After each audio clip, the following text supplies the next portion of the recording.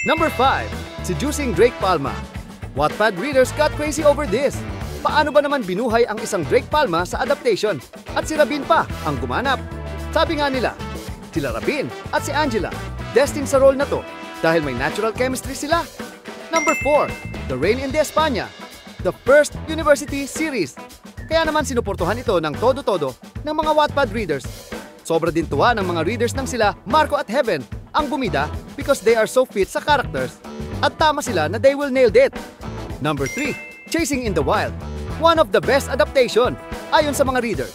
Dahil ang ganda ng casting at cinematography na pang-international. Literal na lumabas sa libro sila. Sevi at Elise. Number 2. Save Skies.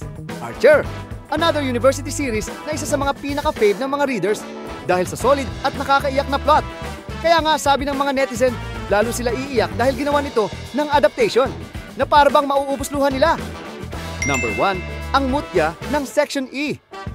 Ito yung adaptation na grabe ang impact dahil umabot pa ito sa international. Ayon nga sa mga fans, wala pa nakakatalo dito. Trending din ngayon ang book 2 na sobra kinababaliwan at inaabangan ng mga AMNSC readers at fans. Alin ang best adaptation sa'yo? Comment mo sa baba!